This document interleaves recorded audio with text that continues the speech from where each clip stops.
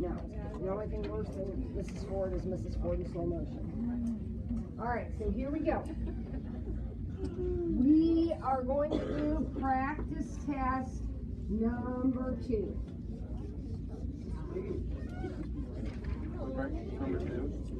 Yep, we're doing number 2.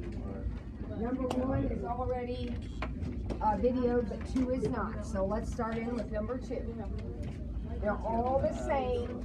Remember, I give you 3 practice tests that all look exactly the same as the real test. So it doesn't matter which one we do. Here we go. Number 1, solve using substitution. This is practice test number 2, problem number 1. Now, listen, believe it or not, there are actually a couple people in this room that want to take advantage of the opportunity to review today. So if you're not one of those people, that's fine, but I want your mouth shut. All right, I'm not going to tolerate all this talking and messing around. Not today. We're focused. We have a test next week, and some of us need to pass it. All right, here we go. And it's very passable. This is easy stuff. This is easy. All right, so we're going to solve this using substitution. Okay? Here we go. Okay, Luke, listen. I don't want you to turn around looking at anybody other than me. I'm the only person I want you looking at. I'm the only one I want you looking at, okay?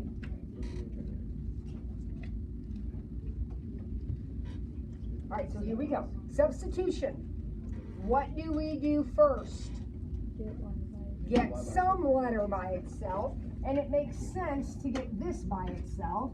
So I'm going to move the 2x to the other side and have 5 minus 2x. That is your best, easiest, safest thing to do. Then what?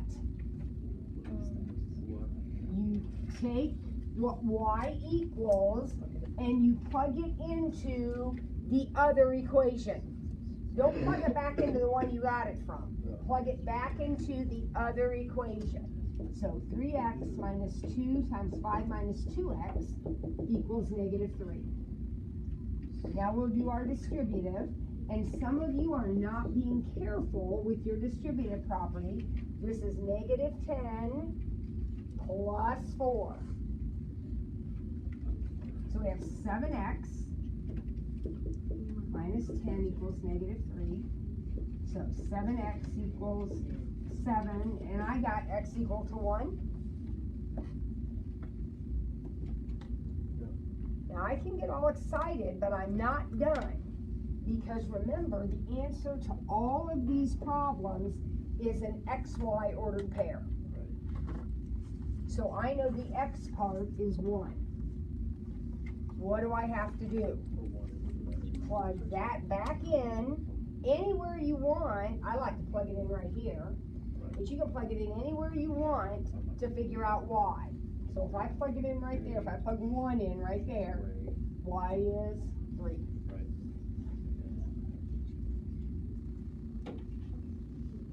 All right, any question about that? That's just good old-fashioned substitution.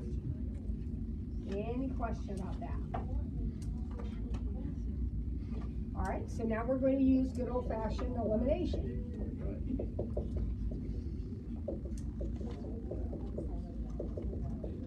All right, so here we go. Here we go. We're going to use elimination. Now, what do we have to do if we're going to eliminate? Probably I will multiply the bottom row by negative 3, because that will make this a negative 3 that will cancel with the positive 3. So top row, I'm not doing anything to it. And the bottom row will be 15x minus 3y, negative 30. And exactly what I wanted to happen, happens. So I got 17x equal to negative 34. So x equals -2.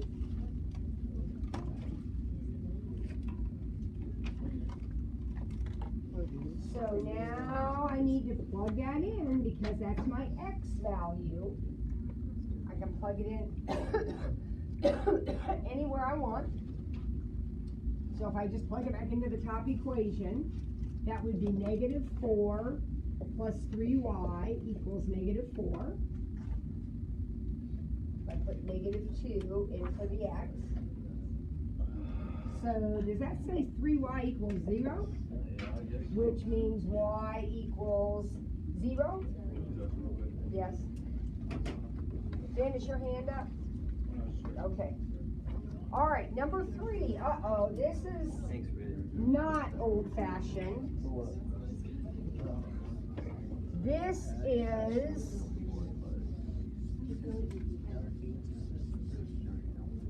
new stuff.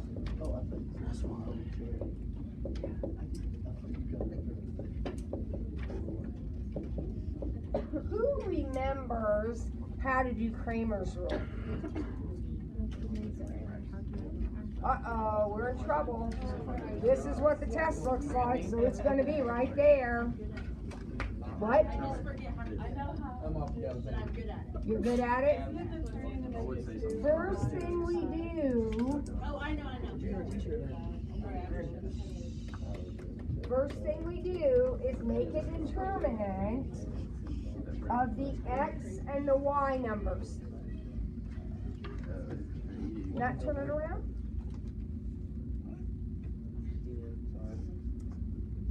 First thing we do is make a determinant out of the x and the y numbers. Okay? Now we evaluate that. Because remember how that works. -15 minus -2. -15, -2, subtract them. So -15 minus -2. So that gives me a -13. Now, who remembers what that is? What I do with that? That's the denominator. You are, again, just like the last two problems we finished, you're looking for an answer like this. I don't know what these numbers are, but I know they are fractions over -13. The denominators of the answers are -13. All right? So how do I find the numerators? Because now I still have to find the tops of those two fractions. To find x, I'm going to find x first. I take out the x numbers, these are the x numbers, and I replace them with this. So when I talked about this before, I talked about cutting that out and gluing it right on there. So we have 7, 1, 1, -5. So take the 7 and the 1 and glue them right on top of the x numbers in the original determinant. So 7, 1, 1, -5. Okay, so now I can evaluate that. -35 minus 1, -36. -35 minus 1. That is the numerator.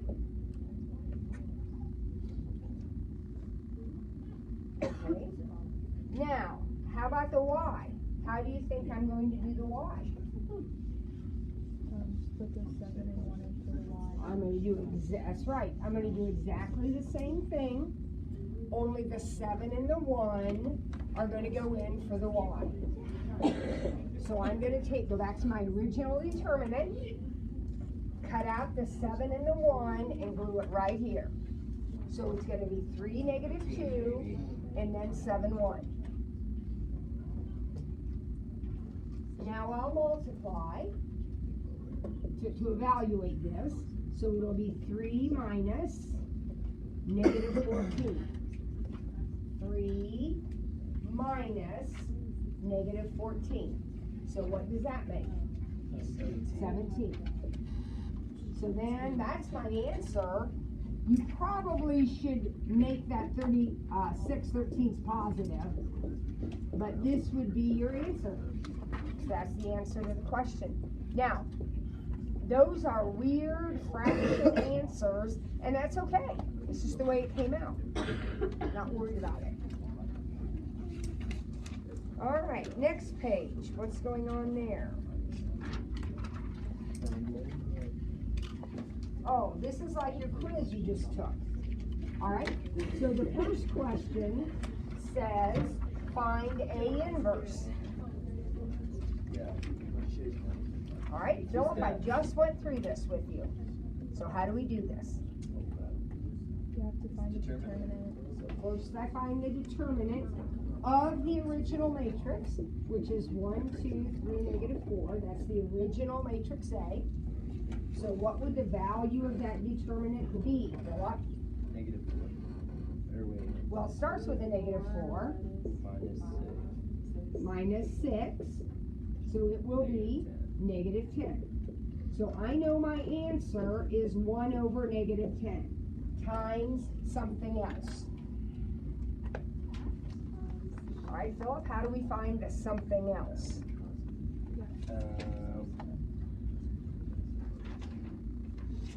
Don't you just put the numbers over negative 10? No, I gotta figure out what the numbers are. Oh. Don't you take the diagonal? We take these two numbers right here and we flip them. So we put negative 4 here and 1 here.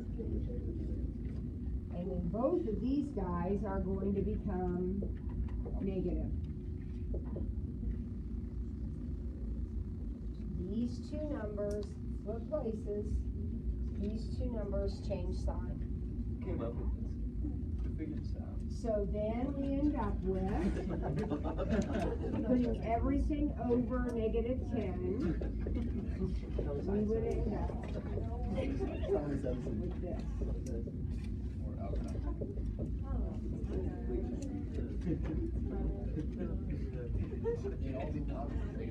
All except all of them except that one right there. Yeah. So we end up with 2/5, 1/5, 3/10, and negative 1/10. That one required a little bit of simplification because of all the negatives and stuff going around. But the idea is you take each of these numbers and put them over negative 10, and then I just kind of cleaned it up to get my final answer.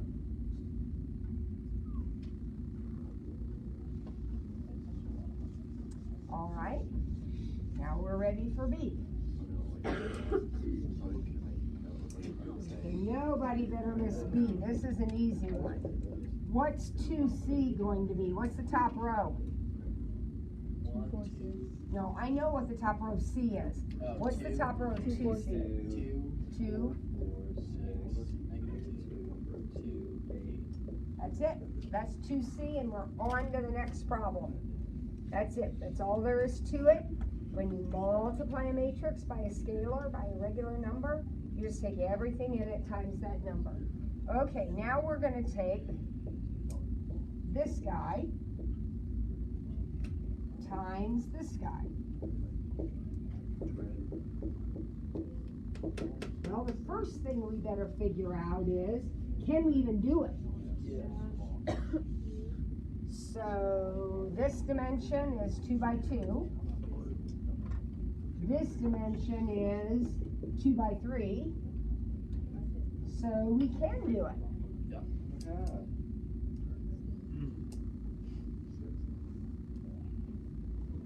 And the answer will be 2 rows, 3 columns. So here we go. We just talked about this. I'm going to take the first row times the first column. Kids, it's always these rows and these columns. Always, always, always. So I write down my row numbers, 1, 2. I write down my column numbers, 1, -1, and then I add them up. Okay, so what is that? 1 minus 2 would be -1 for that first spot. Okay, Luke, I want you writing these down with us, okay? You can do this. First row, second column. So write down your first row numbers. Just write them out. And then write down your first column, or excuse me, your second column numbers. 2, 1. So what do you get when you add those together? 4. 2 plus 2 is 4. Now we're ready for the first row, third column. So we write down the 1 and the 2 again. And now we write down a 3 and a 4. So what does that end up being? 11. 3 and 8. 11. Now we're ready for the second row. So we do exactly the same thing. So we write down the second row numbers. That's 3 and -4. We write down our first column, because we're doing the first column, 1 and -1. We add them together, what do we get? 7. 3 and -4. And 2, 1.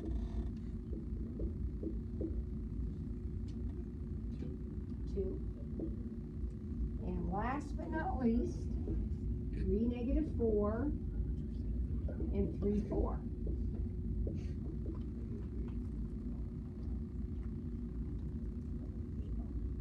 What's that? -7. 9 minus 16. -7. Good job. All right, that takes a little longer than the problem before it did, for sure. All right, what about D? A plus B.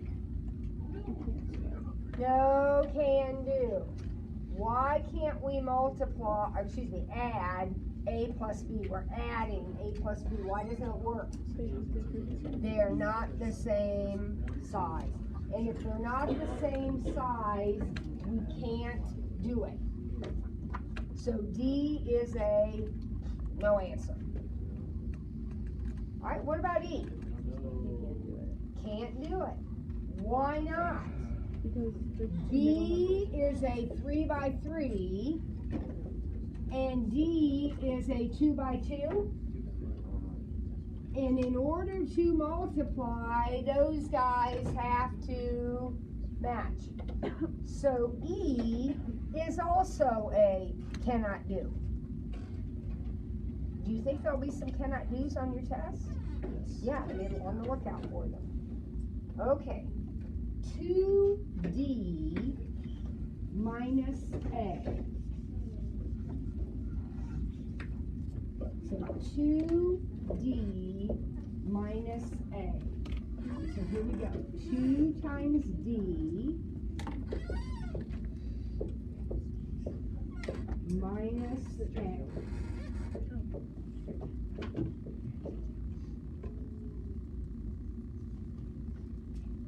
All right, so let's do 2D first. What do I get when I do 2D?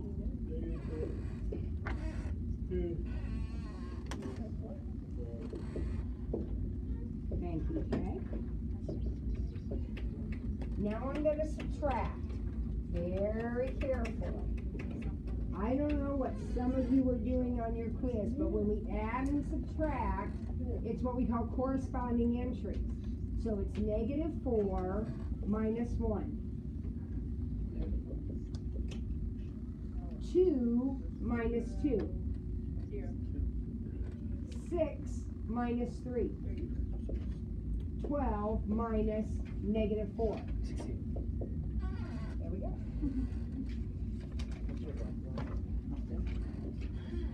Number 5. All right, that page is done.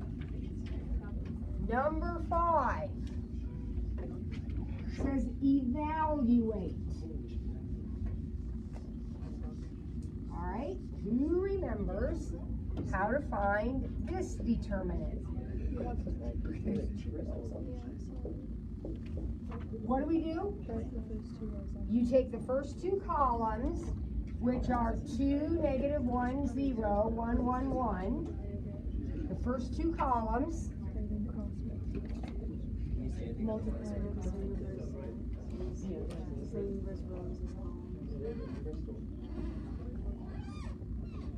All right, so here we go. We're going to evaluate this determinant. We're going to evaluate this determinant.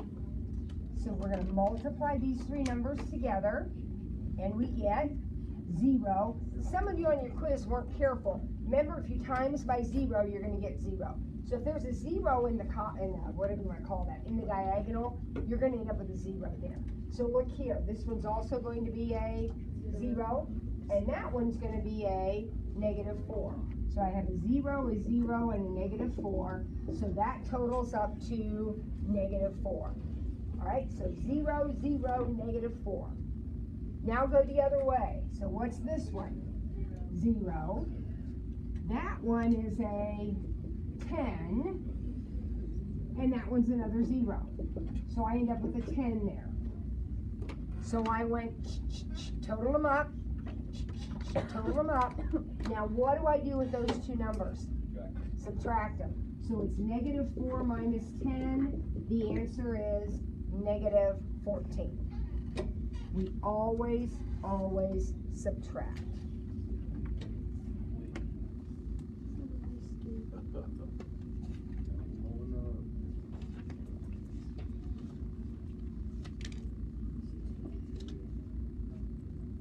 Peachy, do you have a question? When you go across, are you adding? No, you're multiplying. Okay. Multiplying. But so you get a number here, a number here, a number here, and then you add those up. Oh. Okay, number 6. This section is some vocabulary. All right, here we go. Here's some matrix. What is A sub 1, 2? What does that mean? Okay? This is a no watch zone. Okay? We are allowed to confiscate those also. I don't think you want me to do that. I don't want to do it, but you can't be on it during school or during class, okay? A sub 1, 2. All right. Listen to Ellie. She knows what she's talking about. A sub 1, 2 means in matrix A, the number that is in the first row, second column. That's what the 1, 2 means. Row 1, column 2. So the number that is in the first row and the second column is 4. So the answer to question A is 4. It is the number that's in the first row, second column. You add them?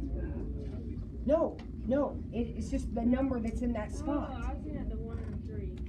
Never mind. First row, second column, 1 and 3.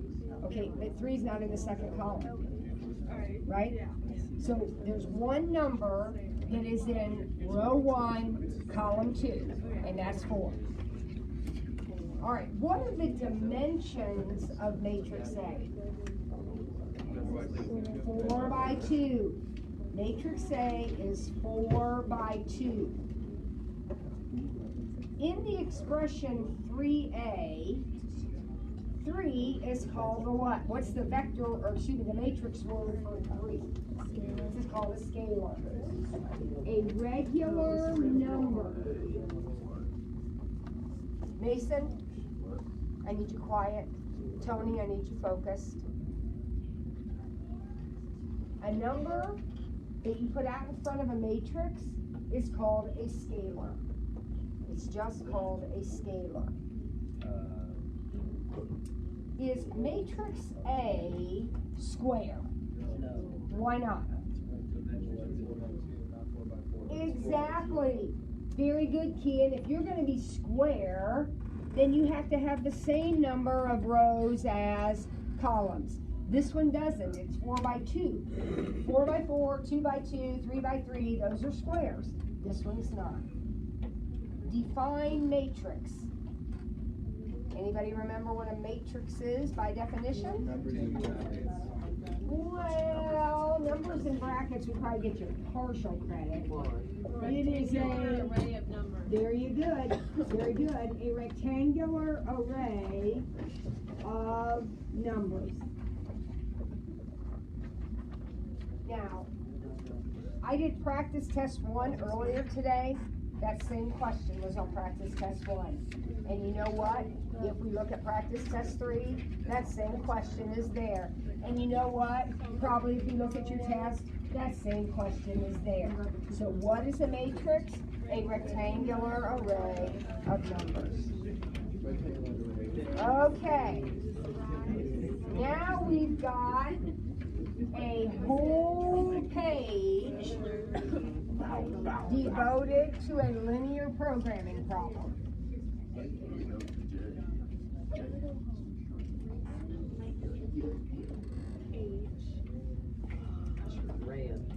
This one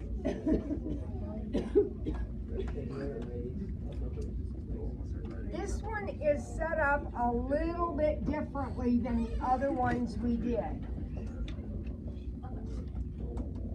So if your test question is this way, I will probably fill in a little bit of the chart for you because this is a little bit different. Let's see if we can figure it out. This fixed interval thing, that's the different part.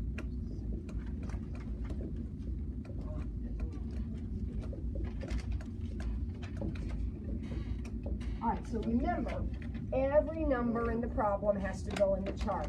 So I start reading the stuff, and the very first numbers I come to say that we must make a minimum of 60 audio players and a maximum, or 600 audio players, and a maximum of 1,500. So the fixed interval is whatever X is, however many audio players I make. It's between 600 and 1,500. So that right there, and let me write it down here so you can see a little bit bigger. That is the interval for the audio players. They tell me it have to be between 600 and 1,500. Now, do they give me a similar fixed interval for the phones? 800 to 1,700?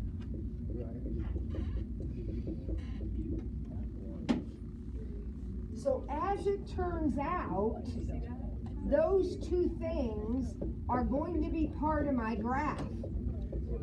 Those two fixed intervals, that's a Y, those two fixed intervals are going to become part of my graph. So this is a little different. I'm with you, I get it. I said, if your test question has something like this, I'll probably fill that in for you. Now, what else do we know? Let's see, every number has to go in. The cost per unit. Is it 1,700 or 1,780? It's supposed to be 1,700. The cost per unit of audio players is 55. So where does the 55 go? Cost audio, right here. How about the 95? Cost phone. At least 2,000 items must be produced. Where does the 2,000 go? Not total cost. It's not $2,000. It's the total number of things produced. That's 2,000 right there. Now this is another kind of tricky thing. it says at least 2,000 items must be produced. So X plus Y has to be greater than or equal to 2,000. Which means when I come over here to graph it, I won't be shading underneath it, I will be shading above it. And this time, I don't want to maximize, I want to minimize something. What do I want to minimize? The cost. And the cost will be 55x plus 95y. Since I am minimizing, when I finally get to the point of having all my points and figure it all out, I won't look for the biggest one, I'll look for the smallest one. The other problem we did was maximizing profit. If you're a businessman, don't you want to maximize your profit? But don't you want to minimize your cost? Exactly. We want this number to be little. We want our profit to be big. All right, I think there are 5 blanks. Yep, there's 5 blanks there. What goes in these 2?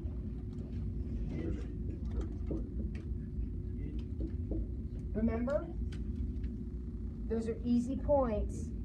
X and Y are always bigger than or equal to 0. Always positive. Now we're going to graph these. These are very large numbers. Very large numbers.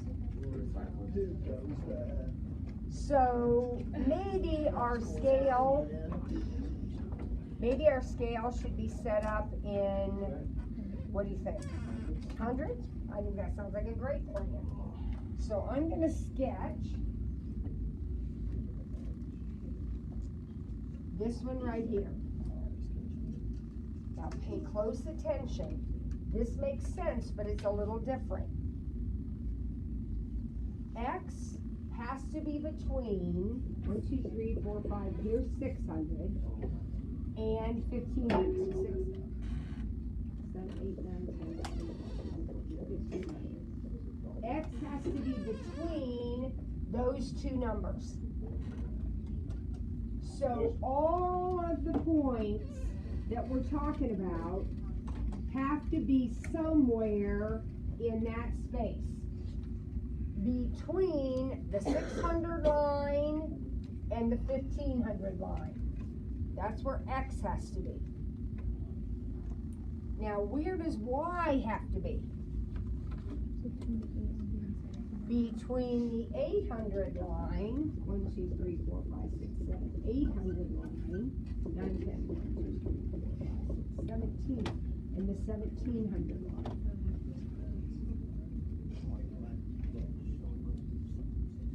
Now wait a minute. If I have to be between the green lines and between the red lines, am I in this box right here?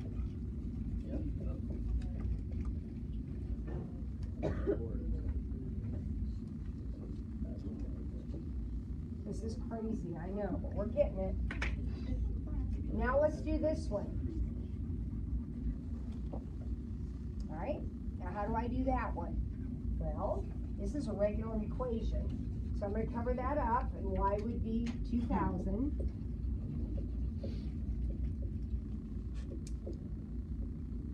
And I'm going to cover this up, and x would be 2,000.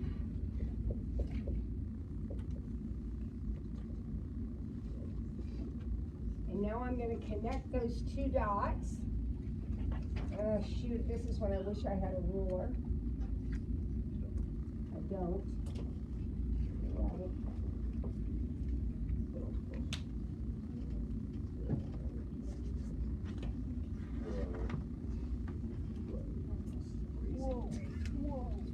Artwork. And where is that shaded? Above. So I want the part of my box that is above my black line. So kids, the part of my box that is above the black line would be this part right here. Would you agree with that? That is the part of the box that's above the black line.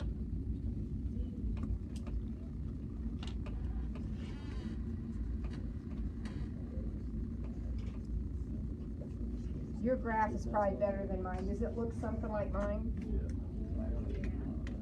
Okay, now let's find all of these points. Here we go. This time there's 5 of them. So here we go.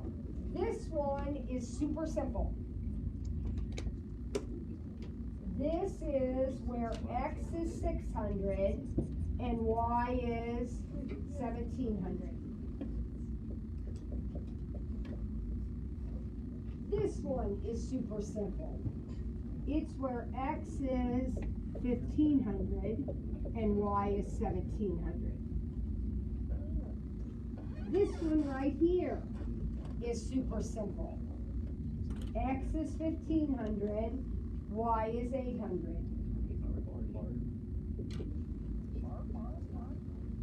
Now these other two are easy, but not quite as easy. This point right here, I know x is 600, right? X is 600. But I know that x and y have to add up to 2000. So if x is 600, what would y have to be?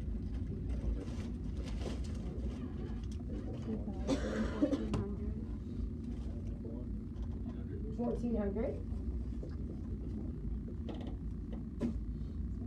And here, I know y is 800.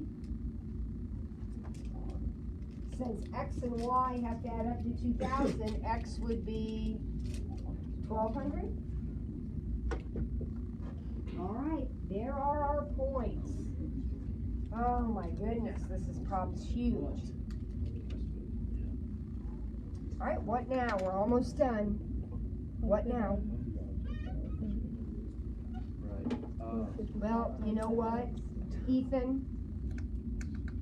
It's your choice if you check out, but you're going to take the same test everybody else is taking, so I hope you're paying some attention.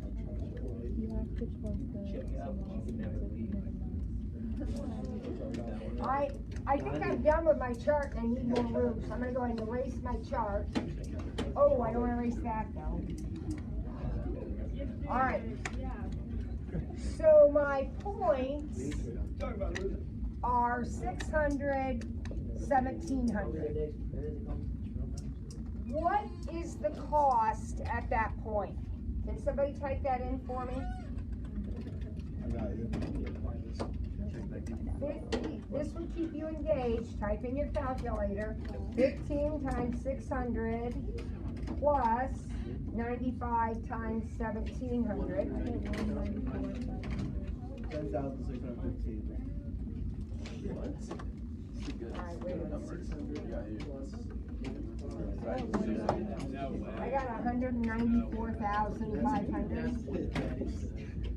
All right, and the next point I have there is 600, 1,400.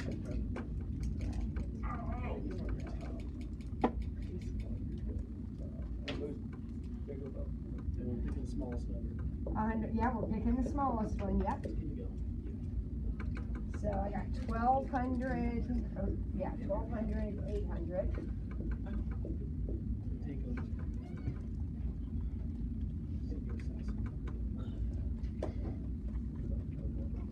$142,000, and I got 1,500, 800. 1,500.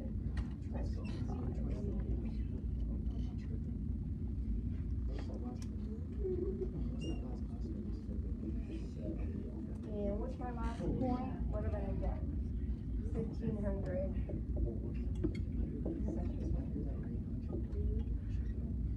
Actually, is there really any point in me doing this one? That's the biggest one, isn't it? So I'm not even going to do it. You can if you want, but I'm not even going to do it. It looks like my answer is what? I should make 12,000 audio and 800 phones for a cost of $142,000.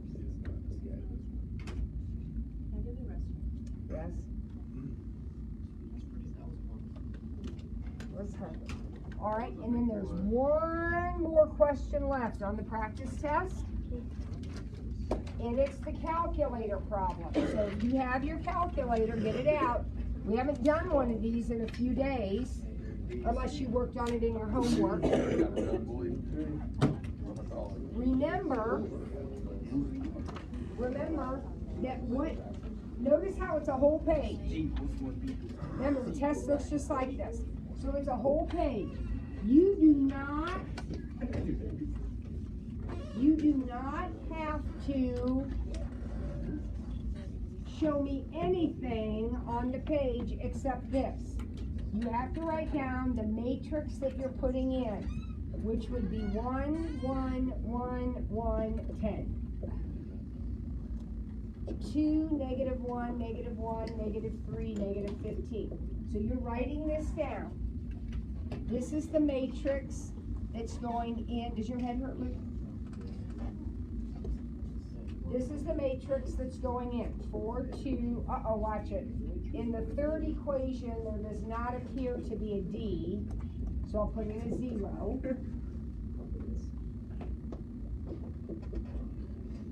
And in the fourth one, there's no C, so I'll put in a 0. Or no B, there's no B in that one. 1, no B, -3, yeah, there we go. All right, does that look okay? So you must write that down. Then you're going to draw me a little arrow and say RREF. And then you're going to tell me the matrix that comes out. And then you're going to write me the answer. That's all there is to it. So here we go. If you've forgotten how to do it, lean over and ask your neighbor.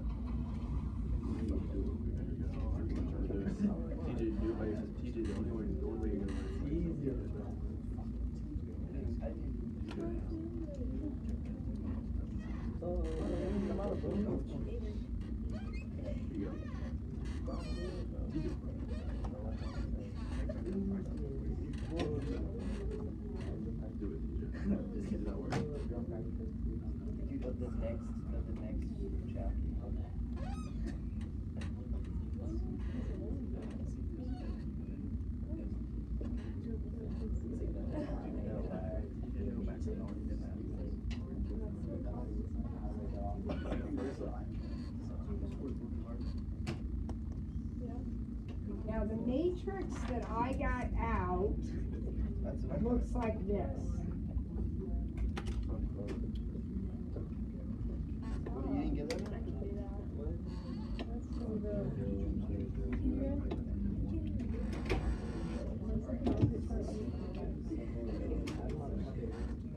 Which means that the answer to the problem is 1, 2, 3.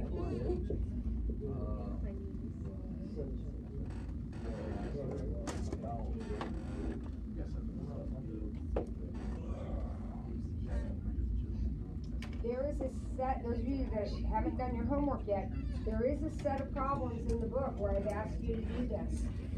So you'll get some more practice there. But remember, on the test, even though you have all that blank space to work, this is all you have to write down right here. The matrix that goes in, the matrix that comes out, and then your final answer. Okay? Kim? This is your final answer.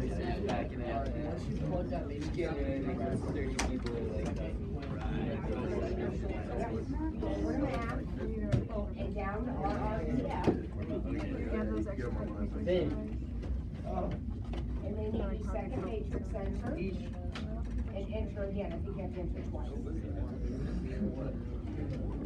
This formatting, the bathroom, restroom. You must type in something, check the matrix that you typed in. Because it might be, one little number off is gonna screw up your answer. I don't think he's grandparents. Okay, all right, quickly, hurry up, hurry up. Okay, Luke and Cameron, would you start calling? Real quickly, Ellen, would you turn that off? Yeah. Hurry up, Marissa.